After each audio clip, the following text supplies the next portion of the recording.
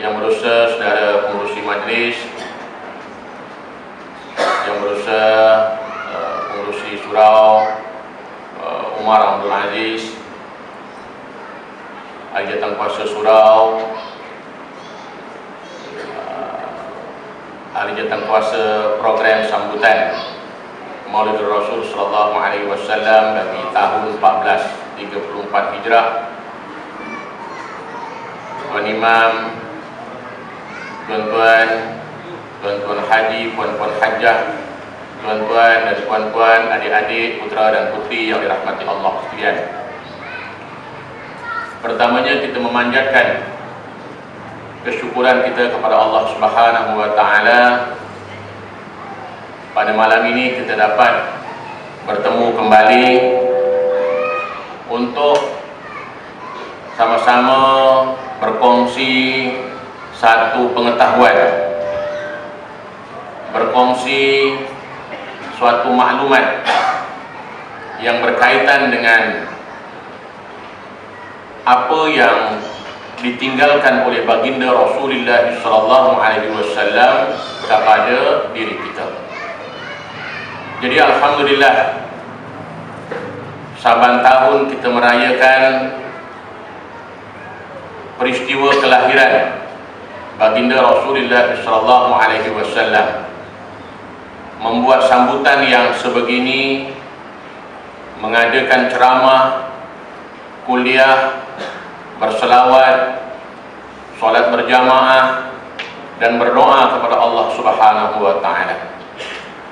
Kita mengingati tentang ibrah daripada peristiwa dan sirah yang telah dilalui oleh baginda Rasulullah sallallahu alaihi wasallam, untuk kita jadikan sebagai ibrah ataupun pengajaran, hidayah dan panduan kepada diri kita, untuk sama-sama kita usahakan bagi mendapatkan redha Allah Subhanahu wa taala. Tuan-tuan sekalian, kalau tuan-tuan lihat di dalam skrin, ya,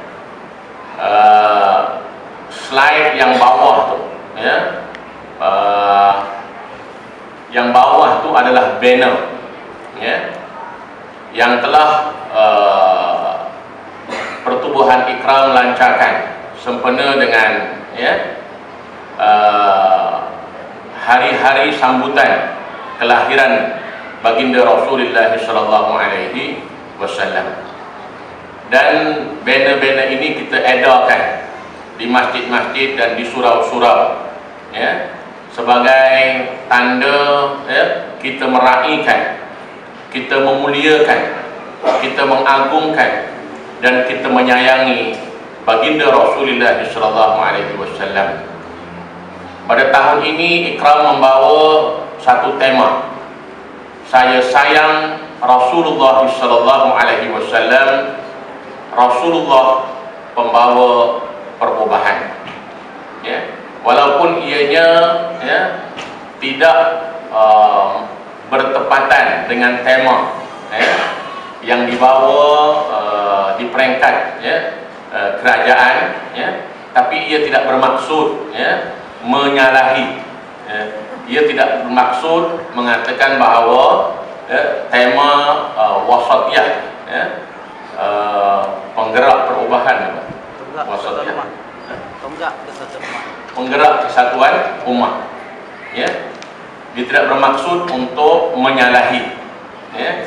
Cuma ini adalah tema bagi satu NGO, ya, yang bergerak, di dalam masyarakat, yaitu Pertubuhan, ya, Ikram Malaysia, ya, yang menawarkan kepada masyarakat, ya, khidmat, ya, perkhidmatan, dakwah, ya, perkhidmatan kebajikan, ya, dan perkhidmatan untuk menyantuni umat.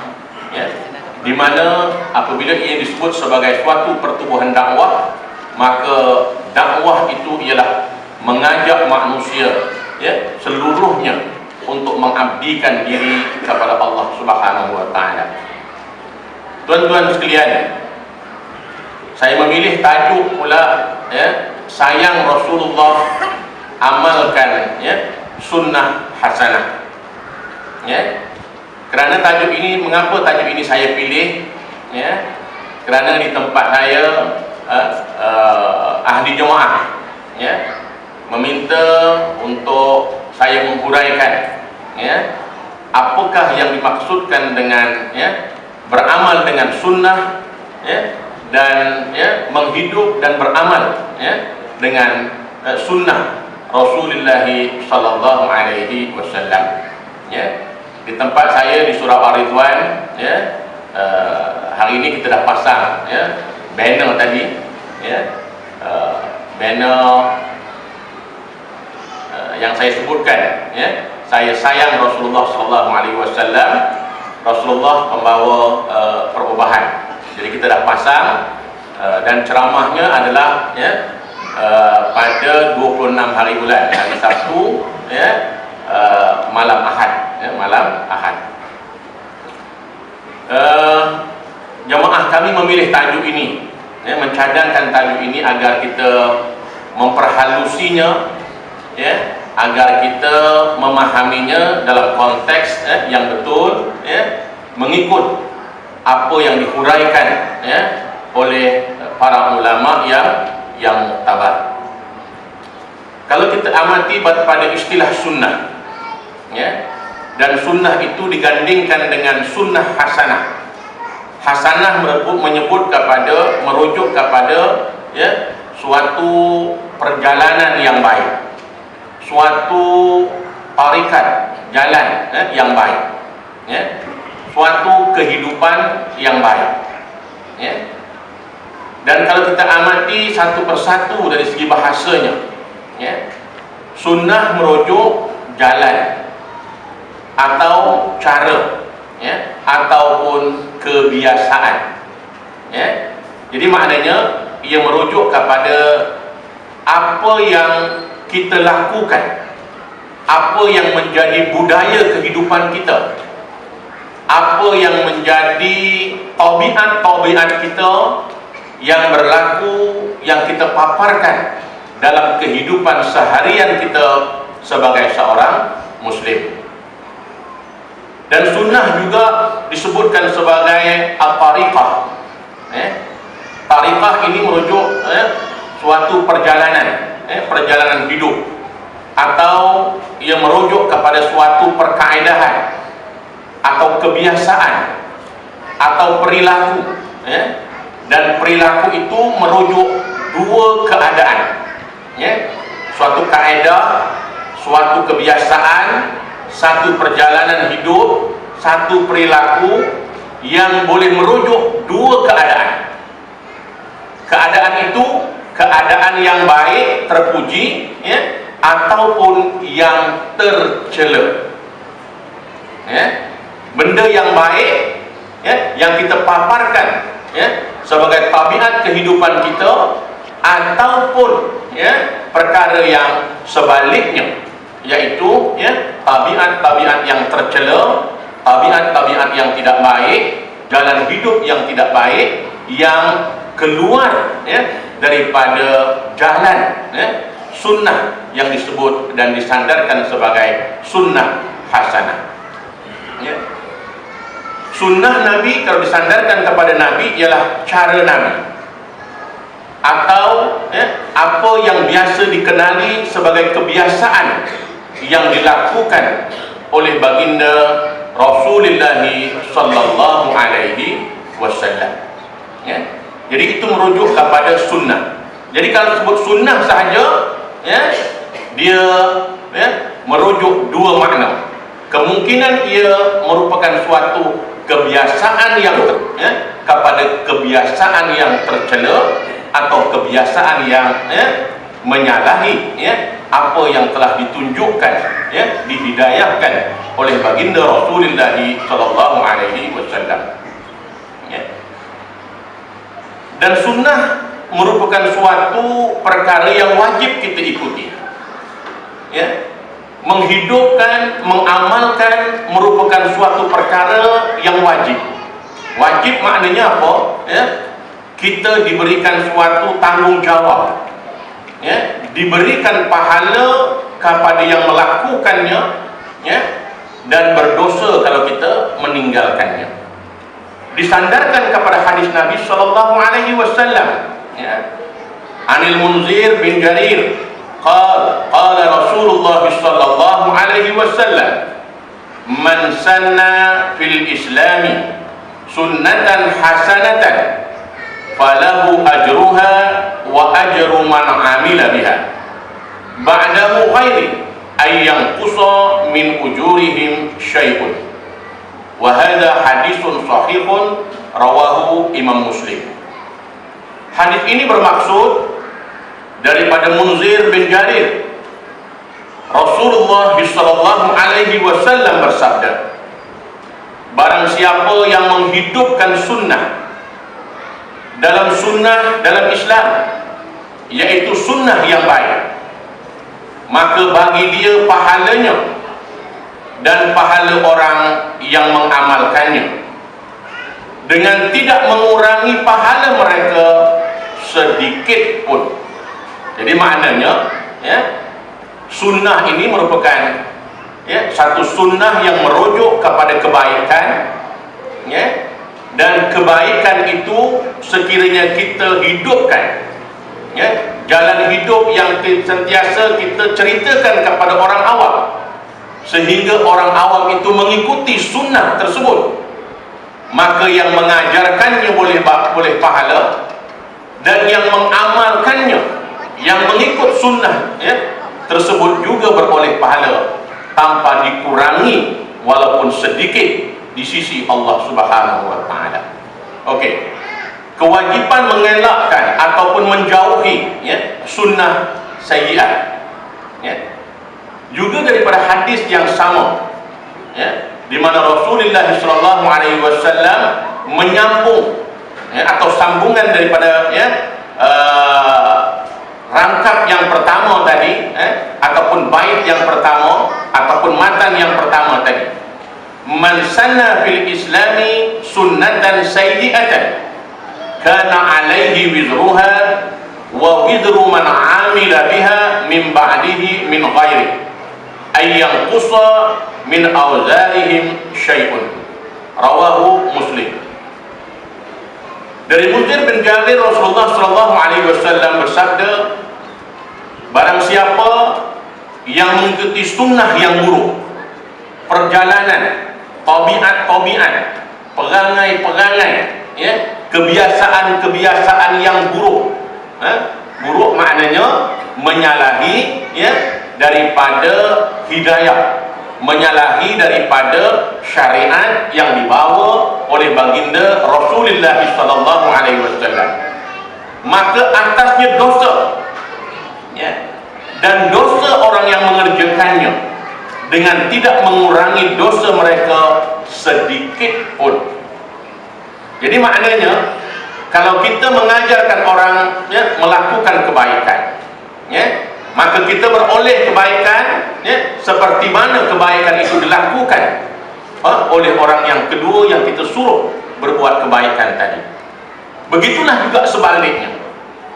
Kalau kita mengikuti ataupun mengembangkan, ya, satu tabiat, ya, yang tercela, kemudian orang lain mengikuti tabiat kita, mengikuti perangai kita, ya, mengikut arahan yang dibawa, yang ditunjukkan oleh kita, maka kita beroleh dosa, orang yang melakukan beroleh dosa tanpa dikurangi walau sedikit pun.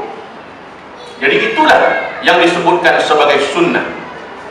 Jadi pilihan kita apabila kita menyayangi baginda Rasulullah sallallahu alaihi wasallam, maka pilihan kita ialah untuk mengikuti dan menghidupkan sunnah hasanah, ya, mengelakkan dan menjauhi, ya, satu tabiat yang buruk yang disebut di dalam hadis Nabi sallallahu alaihi wasallam, sebagai sunnah sayyi'ah. Tuan-tuan sekalian, perbahasan ilmu mengenai sunnah ini saya kumpulkan daripada sudut-sudut perbahasan golongan ataupun ahli hadis, kemudian ahli usul, ahli fiqh, dan golongan salaf. Mengikut keterangan ahli hadis, sunnah merujuk kepada apa yang disandarkan kepada baginda Rasulullah sallallahu alaihi wasallam, baik berupa ucapan, perbuatan, ketetapan ataupun sifat, baik fizikal, akhlak maupun perjalanan hidup sebelum diangkat menjadi rasul ataupun sesudah diangkat menjadi Rasulullah, yaitu Rasul Allah untuk menyampaikan agama ataupun risalah yang diturunkan oleh Allah kepada umat ataupun kepada bangsa manusia.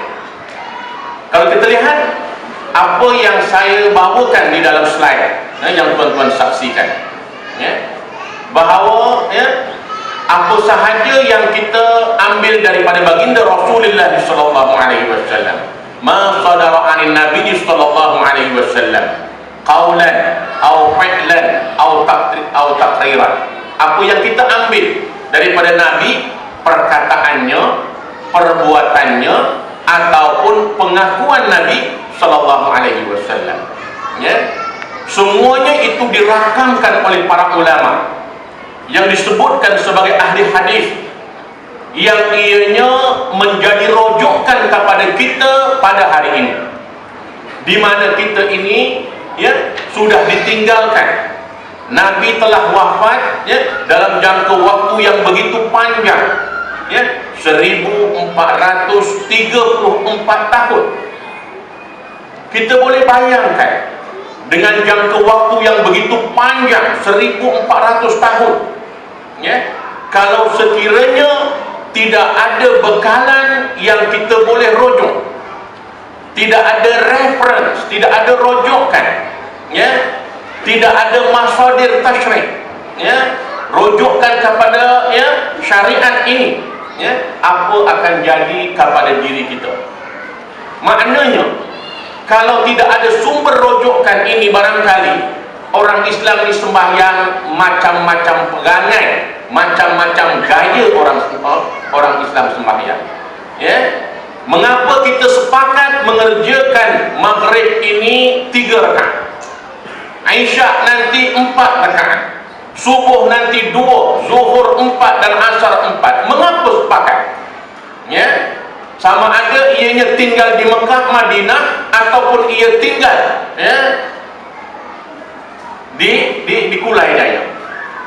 Dimanapun kita berada, kita bersatu dari segi melaksanakan, dari segi kita mengamalkan sunnah yang telah ditunjukkan oleh baginda Rasulullah sallallahu alaihi wasallam. Kalau tanpa panduan ini, kita boleh bayangkan macam-macam gaya dan macam-macam tabiat orang melakukan, orang Islam mendirikan sembahyang. Kerana itu sumber rujukan kita yang disebut sebagai Sunan Sittah. Sunan Sittah itu disebut di dalam kumpulan hadis Imam Bukhari, Imam Muslim, Imam Abu Dawud, Imam At-Tirmizi, An-Nasai dan Ibnu Majah. Itu 6. Kemudian tak cukup dengan itu, ditambah tis'ah, kitab hadis yang 6, yang 6 bukan ini 6, yang 6 kemudian ditambah dengan 3 lagi menjadi 9, menjadi 9 itu dengan tambahan Musnad Imam Ahmad, kitab Muwatta Imam Malik, dan Sunan Ad-Darimi. Jadi inilah panduan kepada umat Islam. Kalau kita nak beramal, kalau kita nak melakukan suatu perbuatan yang berkaitan dengan agama, kalau kita nak melaksanakan suatu program, kalau kita nak berucap, kalau kita nak berdoa, maka sandaran perbuatan kita, maka sandaran ucapan-ucapan kita haruslah disandarkan kepada apa yang telah dikumpulkan oleh ahli hadis mengenai perbuatan, mengenai perkataan baginda Rasulullah sallallahu alaihi wasallam, perbuatan yang dilakukan dan perlakuan yang telah dipersetujui oleh baginda Rasulullah sallallahu alaihi wasallam. Kerana Nabi menyebutkan khairu ummati qarni, summa alladhina yalunahum, summa alladhina yalunahum. Kalau kita mahu mencari suatu reference, petunjuk, panduan, maka Nabi merujuk kepada sebaik-baik panduan adalah kita merujuk kepada kurun di mana hidupnya Nabi sallallahu alaihi wasallam bersama dengan sahabat-sahabatnya radhiyallahu anhu. Qarni maknanya zamanku. Zamanku itu maknanya zaman Nabi bersama dengan sahabat-sahabat Nabi sallallahu alaihi wasallam. Kemudian Nabi menyebutkan satu perkataan yang diulang dua kali. Summal ladzina yalunahum. Summal ladzina yalunahum maknanya mereka yang datang selepas itu dan mereka yang datang selepas itu. Dua kali saja sebutan. Kemudian Nabi berhenti. Jadi maknanya sebaik-baik umat adalah umat yang hidup di zamanku. Kemudian mereka yang datang selepas itu. Maknanya yang hidup di zamanku itu maknanya sahabat Nabi yang bertemu dengan Nabi, menerima apa yang dibawa oleh Nabi dan wafat dalam Islam. Summal ladzina yalunahum, mereka yang bertemu dengan sahabat-sahabat Nabi sallallahu alaihi wasallam, mengikut apa yang dibawa oleh sahabat-sahabat Nabi sallallahu alaihi wasallam, dan kemudian mereka wafat dalam Islam, yang disebut sebagai generasi tabi'in. Summal ladzina yalunahum maknanya generasi yang ketiga. Dua kali sebut summal ladzina yalunahum, summal ladzina yalunahum, yaitu mereka kumpulan yang ketiga, generasi yang ketiga, yang disebut sebagai mereka yang berjumpa dengan tabi'in, menerima apa yang dibawa oleh tabi'in dan wafat dalam Islam, yaitu yang disebut sebagai generasi tabi'ut tabi'in, mereka yang mengikut tabi'in. Dan inilah sandaran kita, tuan-tuan. Kalau amalan kita mahu selamat, kalau kita mahu jaminan bahawa perbuatan kita, solat kita, puasa kita, wirid zikir kita, doa kita dan sebagainya, doa yang kita sandarkan kepada tiga zaman ini, doa yang kita sandarkan daripada tiga generasi yang disebut oleh baginda Rasulullah sallallahu alaihi wasallam sebagai generasi yang terbaik untuk menjadi ikutan bagi kita yang hidup selepas wafatnya baginda Rasulullah sallallahu alaihi wasallam. Yang kedua adalah ahli usul, kitab-kitab yang berkaitan dengan ilmu usul fiqh. Ahli usul menyebutkan, kitab-kitab usul antaranya menyebutkan setiap perkara yang dinukil, yang dipindah, nakala, dinukil, dipindahkan dari Nabi sallallahu alaihi wasallam yang tidak terdapat di dalam Al-Quran. Ini dia. Jadi setiap perkara yang dipindahkan daripada Nabi yang tak ada dalam Quran, tetapi diungkapkan oleh Nabi sallallahu alaihi wasallam, baik sebagai penjelasan bagi Quran maupun tidak.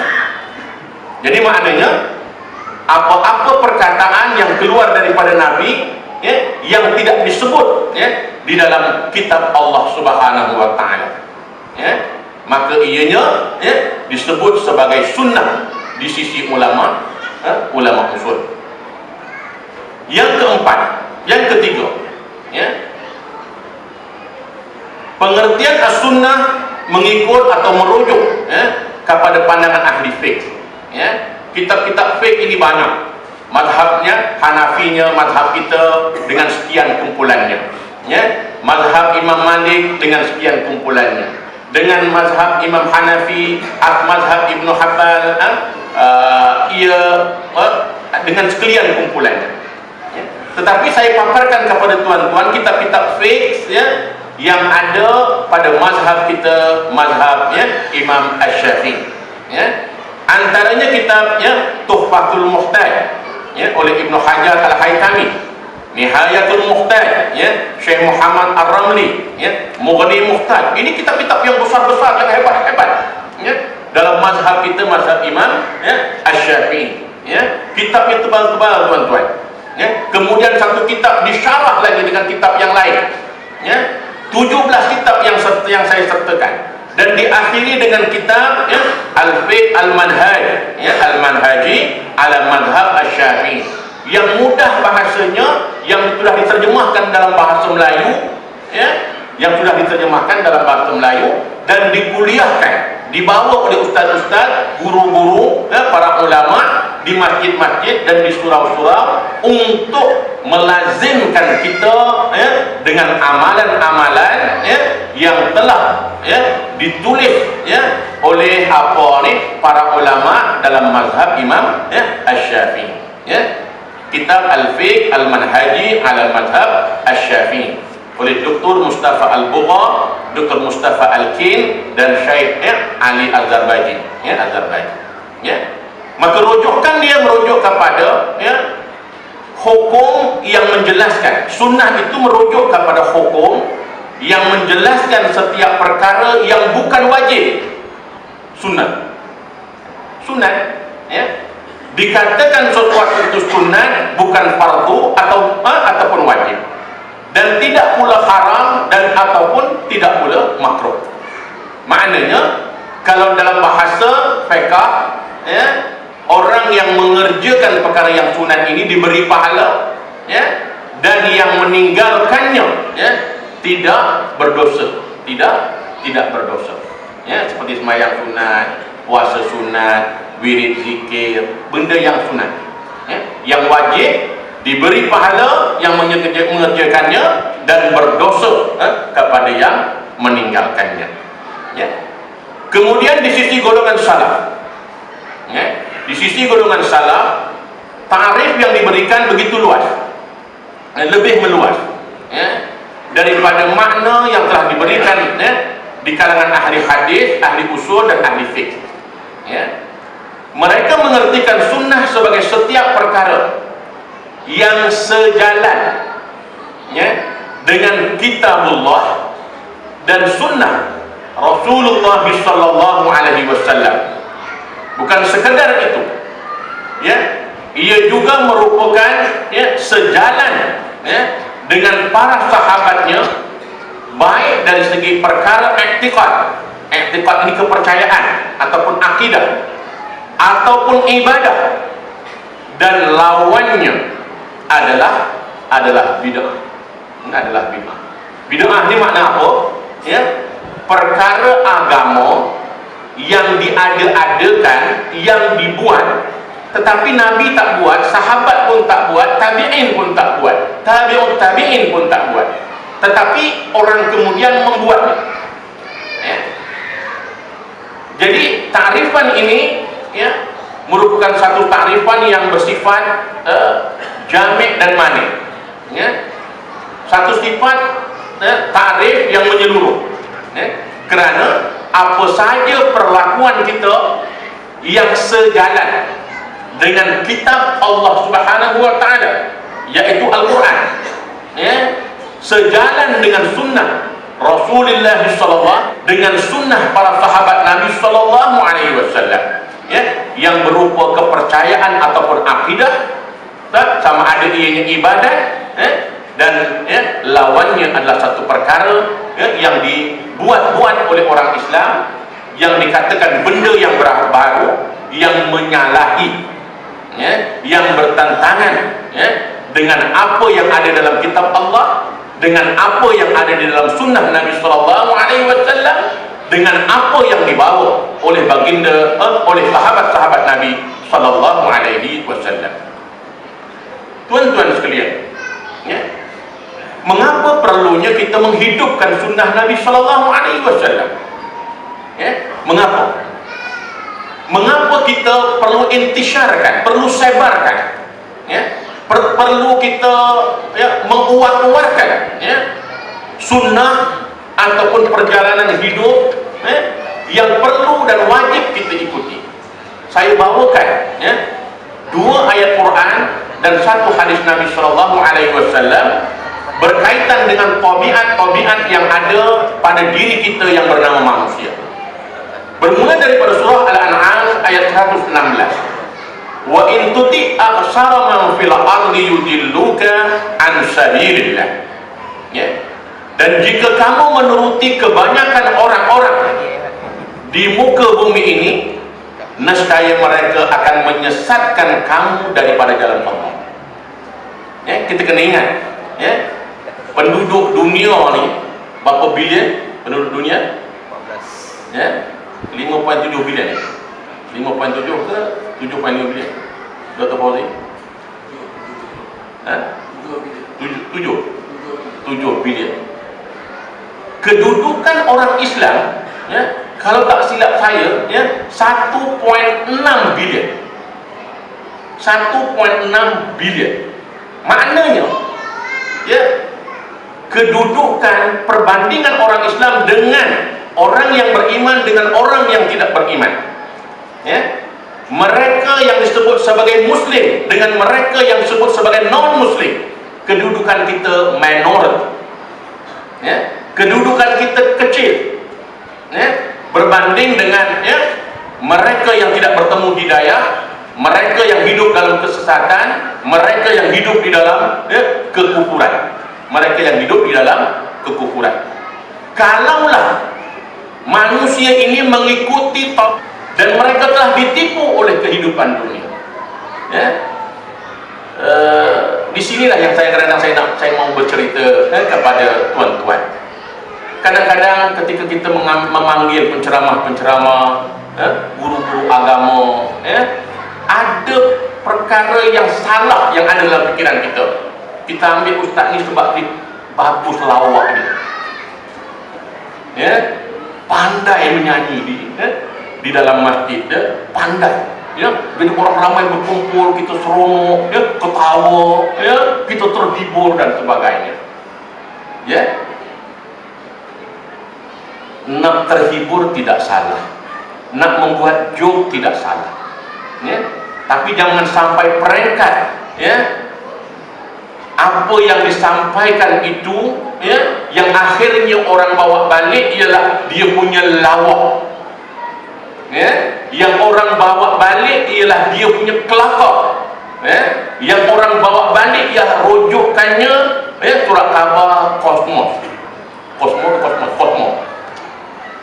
Nak sebut orang payah juga, tidak biasa baca Metro, rujukannya Metro.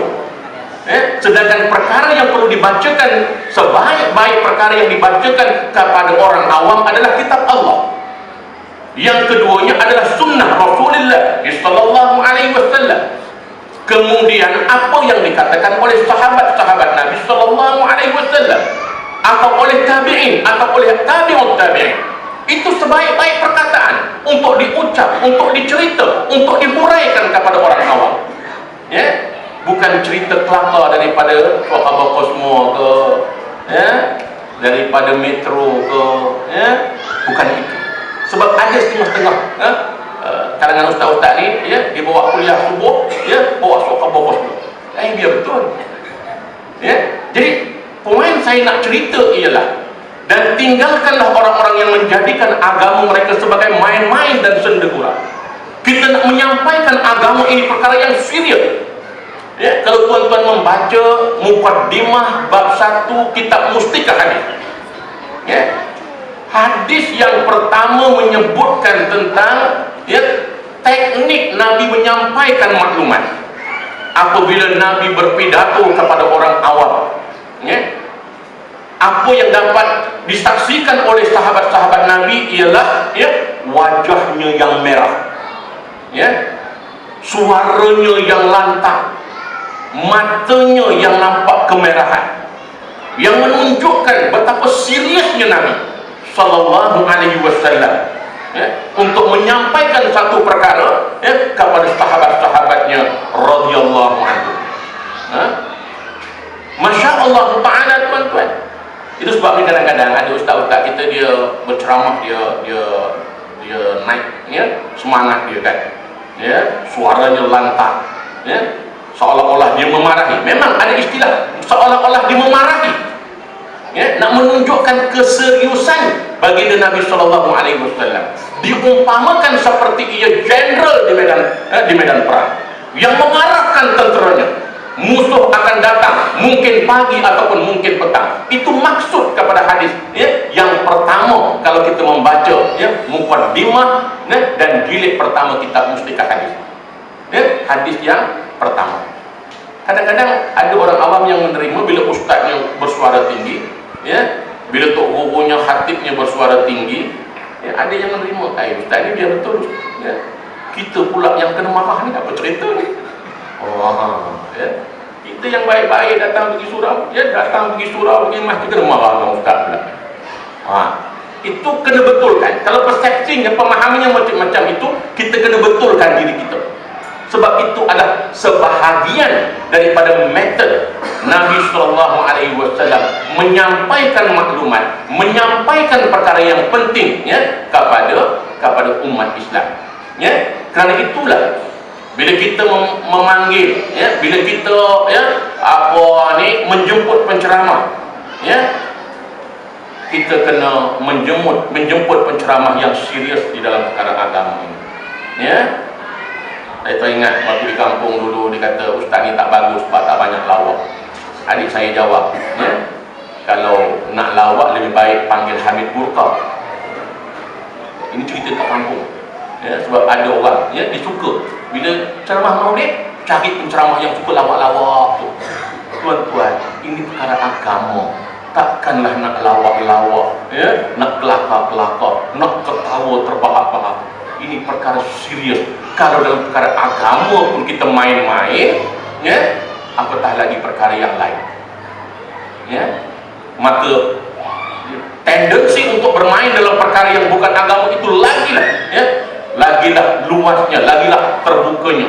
Kalau dalam hal solat, hal puasa, hal wirid, hal zikir, hal akidah, pun kita nak sampaikan dengan lawak-lawak, ini suatu perkara yang menyalahi.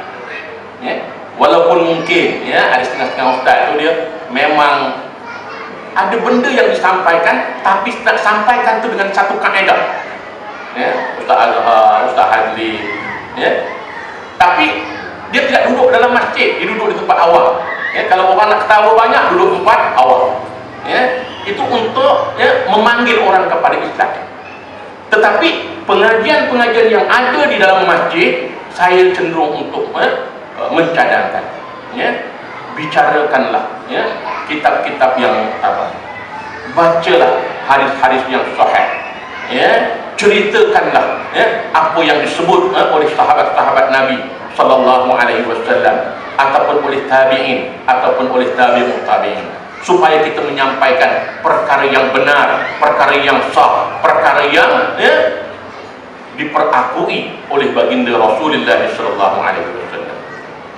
Kemudian satu hadis Nabi Ani bin Abbas radhiyallahu anhuma qala Nabi sallallahu alaihi wasallam, nikmatani maghbunun fihima kasirun minan nasi as-sihhatu wal faragh, rawahu Imam Al-Bukhari. Daripada Ibnu Abbas radhiyallahu anhuma, Nabi sallallahu alaihi wasallam bersabda, ada dua kenikmatan yang kebanyakan manusia sering terpedaya dengannya. Dua nikmat hidup, tapi manusia cair, terpedaya, leka dengannya.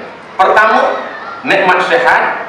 Yang kedua, nikmat waktu lapang. Dia terpedaya dengan keadaan dia sehat. Sepatutnya sehat digunakan untuk beramal ibadat, tetapi yang berlaku adalah sebaliknya. Sepatutnya waktu lapang digunakan untuk mengisi amal-amal yang membawa ketaatan, kepatuhan kepada Allah Subhanahu wa taala.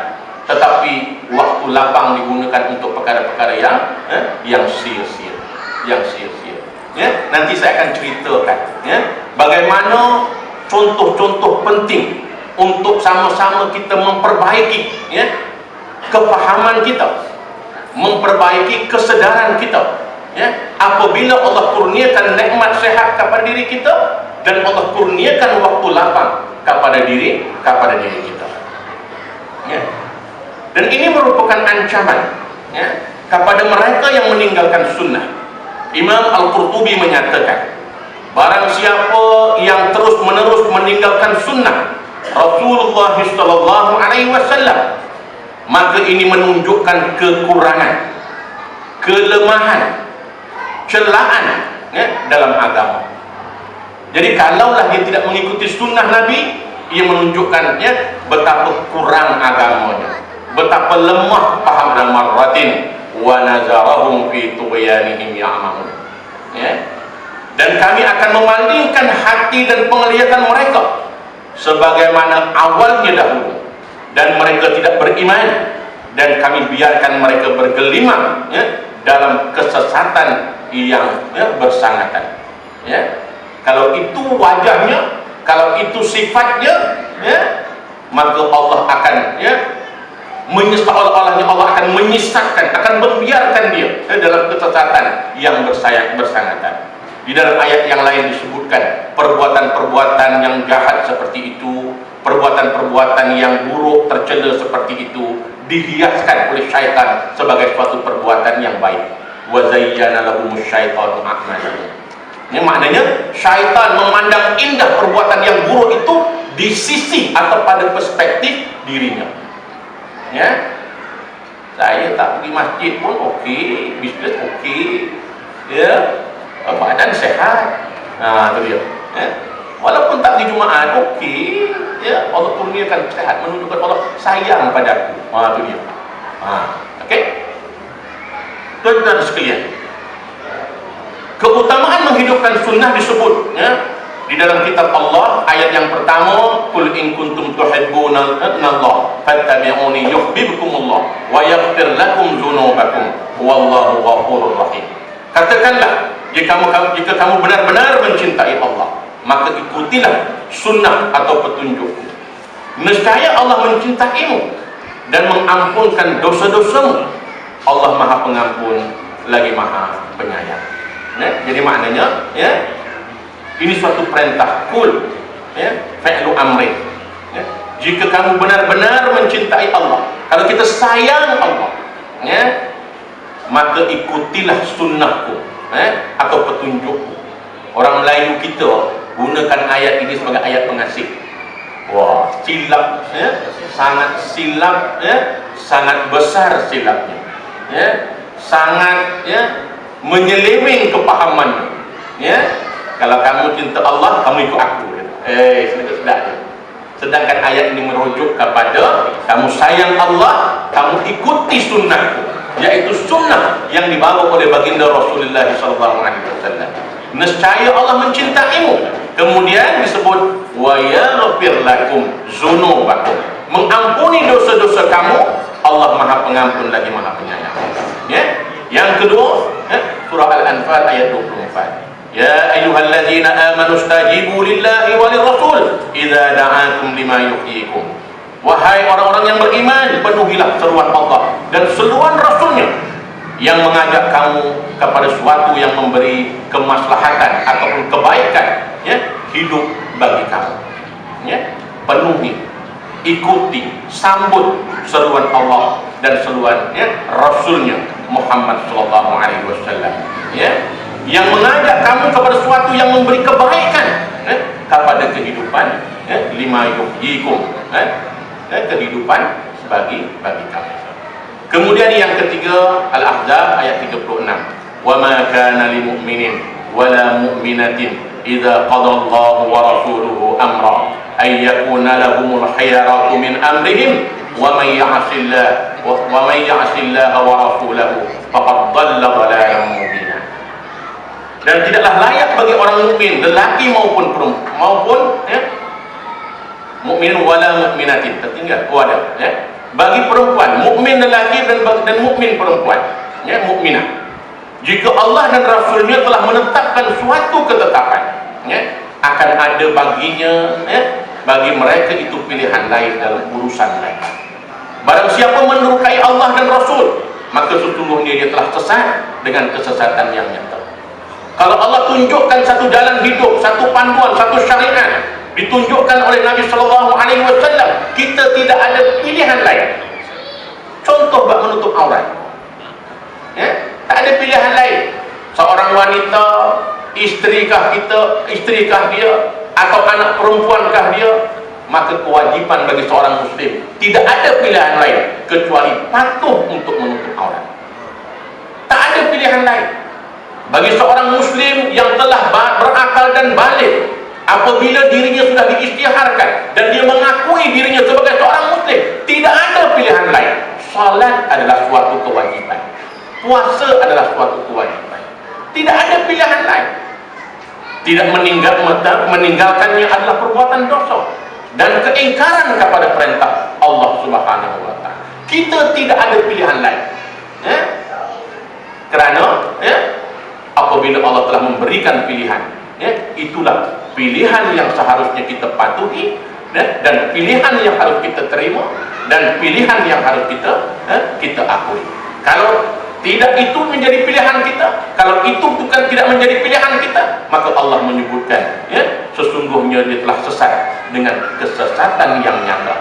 Faqad dhalla dhalalan mubina. Tuan-tuan sekalian, saya bagi satu contoh tentang sunnah, ya. InsyaAllah kita akan habiskan jam 9, InsyaAllah. Ada lebih-lebih sikit, ya. Ini setahun sekali Maulid Rasul. Okey, ya. Ambil satu contoh. Banyak sunnah Nabi itu merupakan apa yang disebut tentang percakapan, perbuatan, dan perakuan sebelum menjadi Rasul dan selepas menjadi Rasul, ya. Satu kehidupan yang cukup meluas, satu petunjuk kehidupan yang cukup, ya, yang cukup banyak. Okey. Saya nak ambil contoh tentang, ya, kewajiban solat berjamaah, ya. Dalam kita memahami arti fardu kifayah, Imam An-Nawawi menyebutkan, ya, bahawa, pelaksanaan fardu kifayah itu dituntut atau dikenakan ke atas semua orang Islam yang mukallaf. Semua orang Islam yang mukallaf.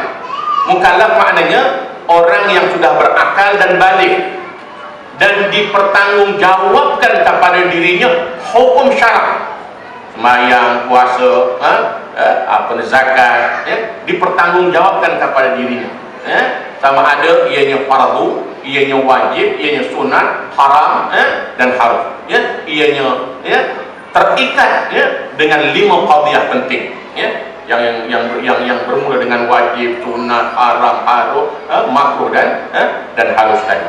Okey. Jadi fardu kifayah itu merupakan pelaksanaan yang dituntut atau dikenakan kepada semua orang Islam yang mukallaf, semua. Kemudian datangnya ayat yang kedua, apabila sebahagian umat Islam melaksanakannya, maka terlepaslah tanggungjawab itu daripada seluruh umat Islam. Yang menjadi kepahaman kita ialah yang kedua tu. Dengan bahasa yang paling mudah, satu kumpulan buat, hak lain tak payah, ya. Sedangkan ayat yang pertama itu merupakan ayat yang mengikat, ya. Ayat yang kedua, ayat yang memberikan kekecualian kepada individu-individu yang tidak boleh, ya, melaksanakan suatu kewajiban yang dikatakan sebagai fardu kifayah. Fardu kifayah tetap jadi wajib, mesti ditunaikan oleh setiap muslim yang berakal dan balik, mesti dibuat. Dalam salat berjamaah sebagai contoh, ada individu muslim yang tidak boleh meninggalkan tugasnya, ya, untuk dia melaksanakan solat berjamaah. Contohnya doktor, ya. Doktor boleh tinggalkan tugas ikut sedap dia. Nurse, polis, askar, ya, counter service, ya, paling jauh yang suka menyendiri, ya, yang suka menyendiri, ya.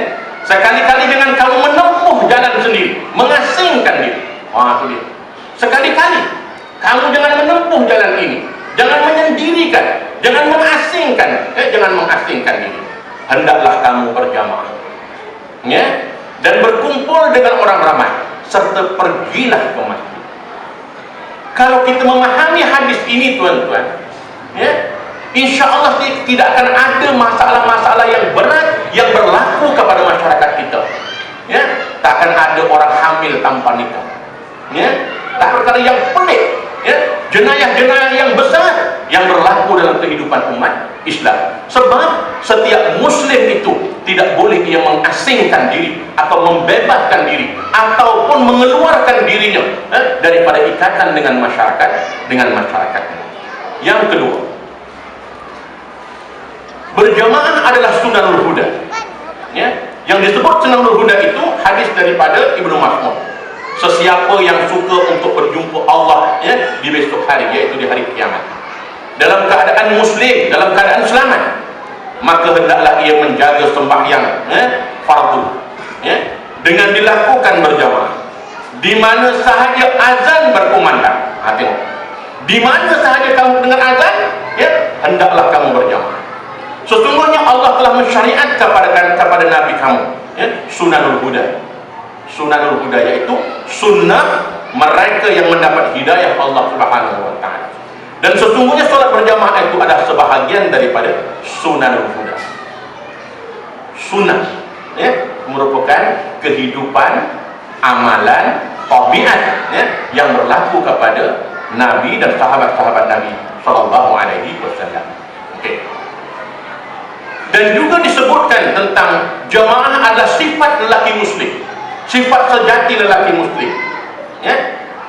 Dalam 7 perkara, 7 golongan yang mendapat perlindungan Allah, ya, di hari kiamat, salah satunya ialah warajulun qalbuhu mu'allaqun fil masajid.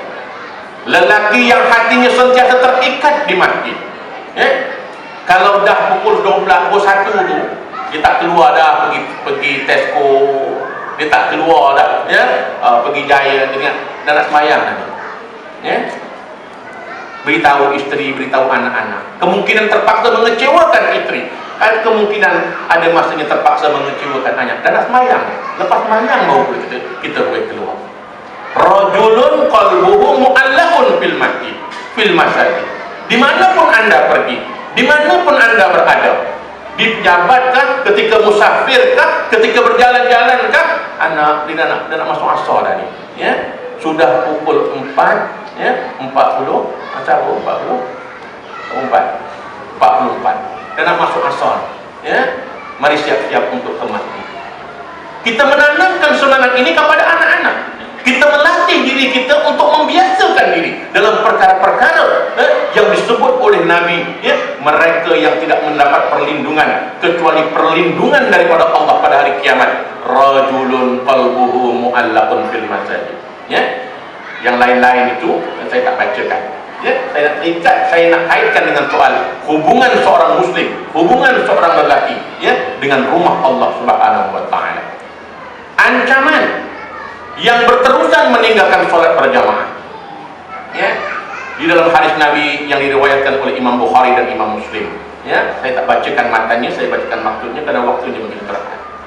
Sesungguhnya memang aku bercadang menyuruh diiqamahkan sembahyang, ini Nabi kata, dan aku suruh seorang untuk mengimamkan para jemaah, dan aku pula keluar dengan beberapa lelaki yang membawa bersama mereka beberapa ikatan kayu api untuk pergi ke rumah-rumah orang yang tidak hadir untuk sholat berjamaah. Lalu akan aku bakar rumah-rumah mereka. Kan keras ancaman itu, ya, kan cukup keras ancaman yang disebut oleh Nabi. Kalau kamu nak santai-santai, ya, dengan astro, santai-santai dengan game depan komputer, sedangkan kamu meninggalkan sholat berjamaah. Kalau kamu hidup di zaman Nabi, kalau Nabi ada pada hari ini, laukana bainana, nasyid laukana bainana, kalau Nabi masih ada bersamamu pada hari ini, ya, kemungkinan rumah kita akan dibakar. Itu dia. Kalau santai-santai, kemungkinan ini ancaman yang Nabi akan bakar. Nabi akan menyebutkan satu perkara yang jangan main-main dalam hal ini.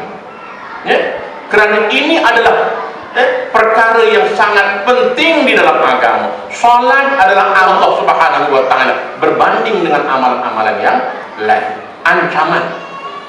Ya, jangan santai-santai duduk di rumah, sesedapnya, seseronoknya, tanpa menghiraukan perintah kewajiban untuk berjamaah. Sifat-sifat kemunafikan. Sifat munafik ni macam mana tuan-tuan?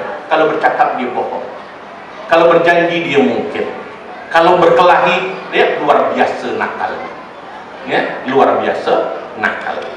Jadi kalau memelihara solat berjamaah, insya Allah, elemen-elemen yang terbaik, yang buruk tadi, tabiat-tabiat yang buruk akan terkeluar daripada diri kita, akan bebas diri kita daripada sifat-sifat yang tercela.